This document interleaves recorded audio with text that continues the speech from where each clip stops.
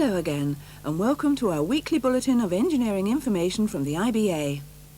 Published at last, the white paper on the future of broadcasting, and while all the implications begin to sink in, we look briefly at the main points. And what are the technical realities of squeezing in more channels on UHF, and the emerging technology of direct microwave distribution within local communities? Not forgetting our regular transmitter news, we've our usual roundup of special announcements and full details of just one new television relay at Ederney in County Fermanagh. The long-awaited white paper on the future of broadcasting contains many radical proposals, some of them discussed widely in advance of the publication. The government wants to provide more choice for viewers while still safeguarding quality and standards. The choice will come from new technologies and methods of delivery, and to oversee all commercial television, a new body is to be formed incorporating the duties of the IBA and the Cable Authority. The Independent Television Commission, as it may be called, will have a lighter regulatory touch, and all transmission arrangements will move progressively into the private sector. Among the plans for terrestrial television, ITV is to be renamed Channel 3 with stronger emphasis on its regional characteristics. A fifth UHF channel is due in about 1993 and will be a national service, but covering about 65 to 70% of the population. A sixth channel is also proposed if it proves technically possible. New multi-channel local franchises will be on offer from 1991 onwards, using the new microwave technology. More on the technical problems of extra channels in a moment. With the Astra and BSB satellites both due next year, there are already several new channels well on the way. The government now intends for the IBA to advertise the two remaining UK DBS channels. These could be on the air in 1990. On the radio front, plans for 3 new national networks and hundreds of local stations. John Whitney, Director General of the IBA, was quick to point out that sound judgment will be required in striking the balance between commercial opportunity and securing programme diversity and quality. He also said that the IBA will be fighting hard to ensure that its staff form the nucleus of the new ITC. And IBA Chairman Lord Thompson spoke out on last night's Channel 4 News. First of all, as a self-interested remark, I do wish you would stop talking about scrapping the IBA.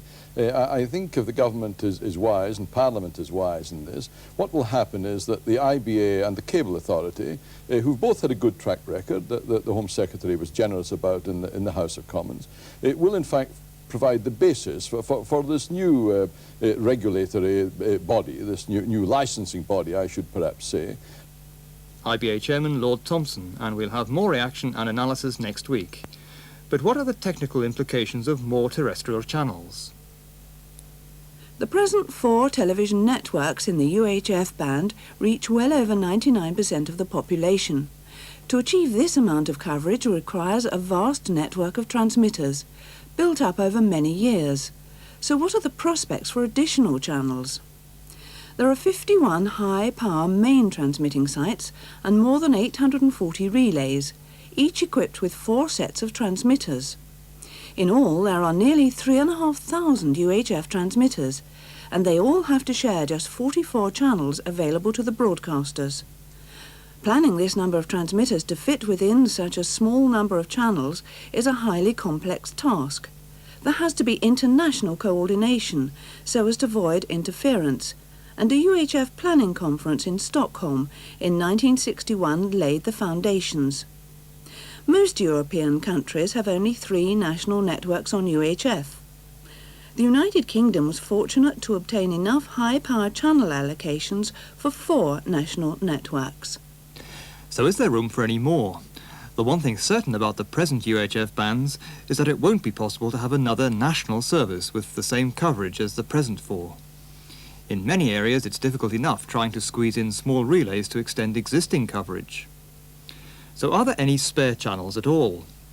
What about the gap between bands 4 and 5? That's channels 35, 36 and 37, and 38. Channel 38 has long been used by radio astronomers. It's unique in the UHF band in being a quiet channel, allowing radio astronomers to listen to signals from the stars without interference from man-made sources. It seems most unlikely that this channel could be used for television. For many years, channels 35, 36 and 37 have been used for airport radars. However, the airport radars have already vacated channel 35 and are expected to stop using 37 before too long. They'll continue to use channel 36 for the time being, but that does give two possible extra channels for television, 35 and 37. While an extra couple of transmission channels wouldn't be enough to give complete national coverage, it does raise the possibility of introducing new programme services with limited coverage. Using channels between bands 4 and 5 wouldn't be without its own problems. Domestic VCRs are connected to televisions through a UHF modulator and may well need retuning to avoid patterning.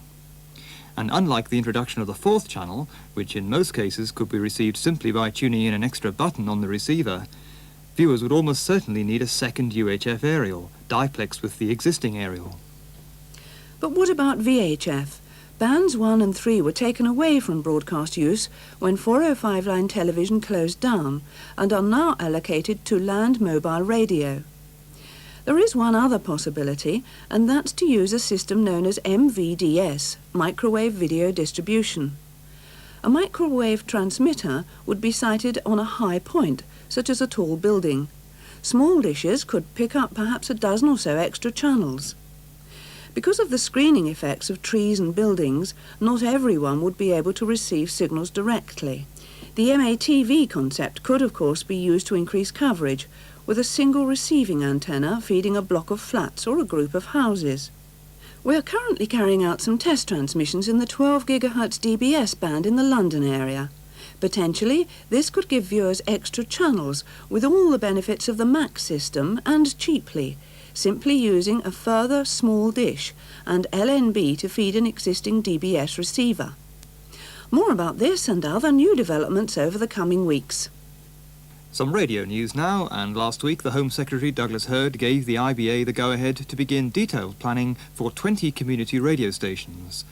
They will be located within existing ILR franchise areas and will come on air next year. But there's a warning for pirate operators. From January the 1st, anyone convicted of illegal broadcasting will be disqualified for 5 years from applying for a licence from the proposed radio authority.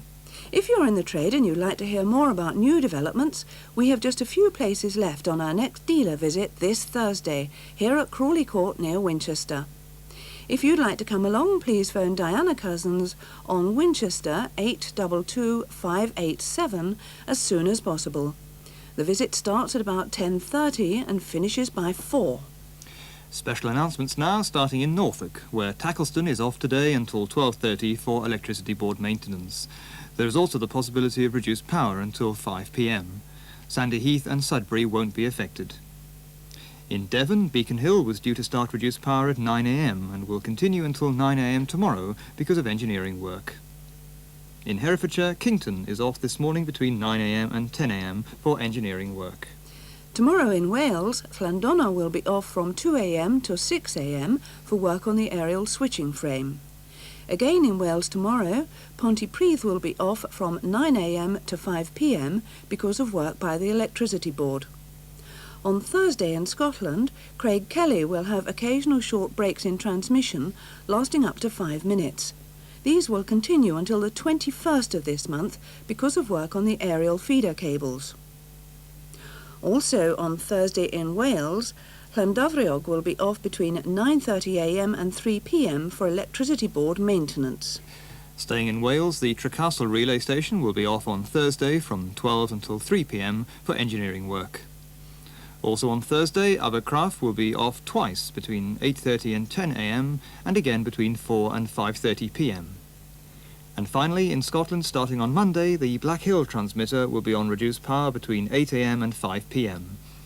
This work will be on each day up till the 25th of November because of repairs to the upper aerial. More details locally on Oracle page 297. New relays now, and in County Fermanagh, Ederney is now on the air. It's designed to improve reception for about 520 people in Ederney itself, as well as in the village of Lack and its surroundings. About 20 people in Lack will receive only a marginal service, although we've arranged to give them as much signal as possible. Ulster Television and TV-AM are on Channel 62 and Channel 4 on 55. Group CD aerials are needed vertically polarised. Ediney in County Fermanagh is now on the air. And that's all for this week, but do contact us if you have any technical queries on independent broadcasting. Our address, Engineering Information, Independent Broadcasting Authority, Crawley Court, Winchester, Hampshire, SO 21 2QA. Our telephone number is Winchester, that's 0962 822 444. To make it a local call from anywhere in the country, you can also dial our link line, that's 0345 078787. Well, we hope you'll join us again next Tuesday at 9:10. So from Mari Nicholson and from me, Bruce Randall, goodbye until next week.